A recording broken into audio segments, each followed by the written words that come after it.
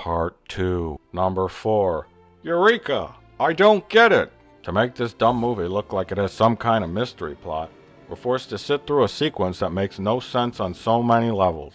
I don't even know where to start, so I'm just gonna dive right in. Maybe I should have drowned my wife. Then I'd still have my caddy. Maybe I'll drown my new wife, Bambi. She gets on my fucking nerves and starts asking about my life insurance policy again. Anyway, so on the day of lightning, which was last Thursday, I think, Data must have been about to discover the location of the hollow ship, which was hidden in a lake to prevent someone from finding it, even though they find it without any problem when they don't even know what they're looking for. Then, even though the Baku claim to have rejected all technology, we believe that when you create a machine to do the work of a man, you take something away from the man. They've built a complex machine they use to drain the lake for no other reason other than to discover a hidden hollow ship. So after they drain out the water, we see how large this hollow ship is, and where the waterline would have been in order to have the ship underwater. Meaning that the dock that they are now standing on after the draining either was underwater all this time, or the Baku had built the dock under the water. If the hollow ship didn't displace any water and was still submerged, then draining the lake to the point to reveal the hollow ship would have left the dock hanging off the edge of a cliff, or well above the waterline, which isn't what happens in the movie. In the movie, the dock is still on the water, and the hollow ship towers above them, which means that the dock must have been under the water. Like the Baku built the dock underwater or it was submerged, which means the dock would either be wet or covered in seaweed or something. And if that were the case, the Baku would have noticed that the water was much higher than it used to be. So basically, none of this makes sense. But what really doesn't make any sense is why didn't they just put the hollow ship like 500 miles away on another continent? Or in fucking orbit. This ship is equipped with 14 long-range transporters. They were planning to transport the people onto the ship anyways, so why hide it in a lake? Other than to have Picard and Data discover it to create the illusion that this movie has some kind of interesting mystery plot. Someone also please tell me the logic of having to hide something that's invisible. So then Picard and Data and whatever her name is take a rowboat out to the hollow ship. And then they climb up a set of invisible stairs to get on board the ship and look around. Climb on board with ease. But in the next scene, that girl falls 50 feet out the same entrance hatch. And then they decloak the ship to reveal that there were no stairs there and they really couldn't have climbed up with ease. How the fuck did they get up there? Nothing makes sense. Even my life. Number 4. Hollow ship or hollow plot. Now the hollow ship itself don't make much sense.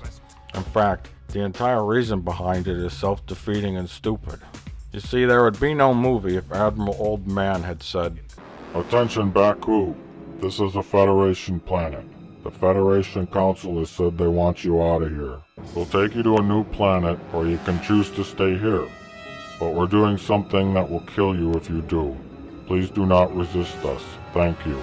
If you have any further questions, please go to www.bakudeathcamp.com. And there you can find some more information about our plan and what will happen to you. Instead, they got this lame hollow ship scenario, which is almost like me telling my grandkids that I'm going to take them to Disneyland in the car. But where we're really going is just to get my catheter put in. Eventually they'll realize that we're not going to Disneyland when we get there. And the only Mickey they're gonna meet is a black nurse who's gonna shove a tube up my dick. My point is, why bother to create this elaborate deception for the Baku? They're just gonna find out eventually. Sure, a hollow ship might trick them for a day or two, but when they find that they can't eat food made of light and force fields, and their piss and shit is sliding around the floor, they might be onto us. They're certainly gonna think something's wrong when they wake up on a new planet. You go to sleep one night in the village, wake up the next morning on this flying holodeck. Also, the notion that the entire Baku village all sleeps at the same time, like a children's storybook, is pretty stupid. There's always going to be that one couple that's up at 3 a.m. arguing about who drank the last can of Milwaukee's Best. Look, just relocate the fucking people, okay? It's what we did with the Indians on Earth, and look how that turned out. We have so many wonderful casinos. That's where I met Bambi, my new wife. She's 19, and she's on drugs. Number 5. More convenience than a 24-hour Walgreens. Either Picard knows his crew really well, or they know him really well. In either case, in this scene, so many assumptions are made that everything fits neatly together for the next scene. First off, Picard, whom at this point thinks he's acting alone, heads down to the storage room to load up on guns and weapons to bring with them to a planet of pacifists that hate weapons. The moment we pick up a weapon, we become one of them. We lose everything we are.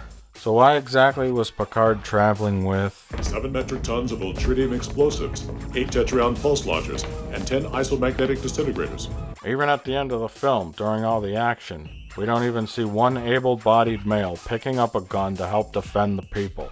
Then the crew come down, and they all seem to know or assume ahead of time which ones are going with and who's staying on the ship. Maybe they read the script in advance. Riker and Geordi end up staying on the ship, so they're wearing their uniforms. Everybody else is dressed in the Baku JCPenney fashions. Of course, all this was done ahead of time without Picard knowing. So what if Picard says, "Hey, Dr. Crusher, you stay behind Geordi, I want you coming down to the planet." Then what? Then they'd both have to go back to their quarters and change. That would have been awkward. I feel obliged to point out that the environmental anomalies may have stimulated certain rebellious instincts common to youth, which could affect everyone's judgment. Except mine, of course. Data, please respond. Number 6, Baku birth control. Pull out, pull out! The Baku like the Baku. This is obvious based on how Octomom wants the rubber twins on both of Picard's heads. It's been 300 years since I've seen a bald man. They seem like a normal group of folks, and while yes, they're technically aliens, they appear to be very similar to humans in a lot of respects. When Picard meets that little stupid kid, he says, I suppose you're 75. No, I'm 12. "So the kid was born 12 years ago, eh?" And by year, I assume they mean Earth year.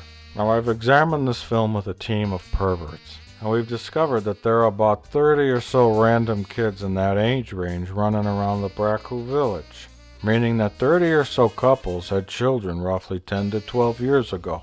So in order for the current number of Baku to be 600, that small group that guy referred to... A small group of us set off to find... Shut up, I'm talking. Well, they would have been like 20 people, or 10 couples, having only 1 or 2 children every 10 years or so. So not accounting for the issue of generational inbreeding, but the other problem is that most couples Baku more than one time every 10 years. And these people don't age.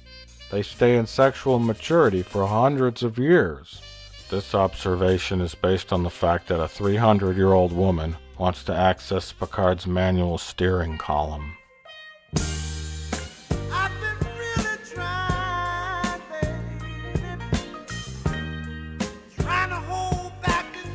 So the Baku don't become old folks like me who wear diapers. I mean just old folks like me.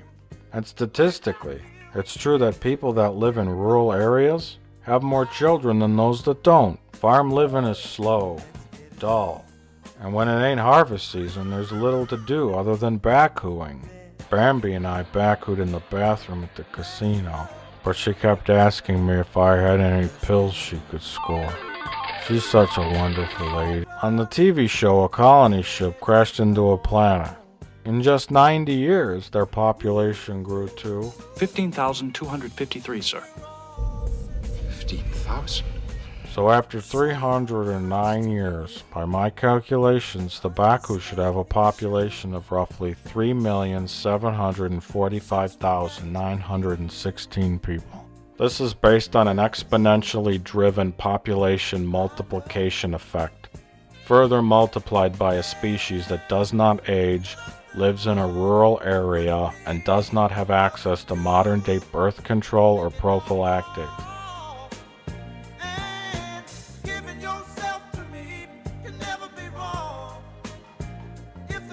continued in part 3.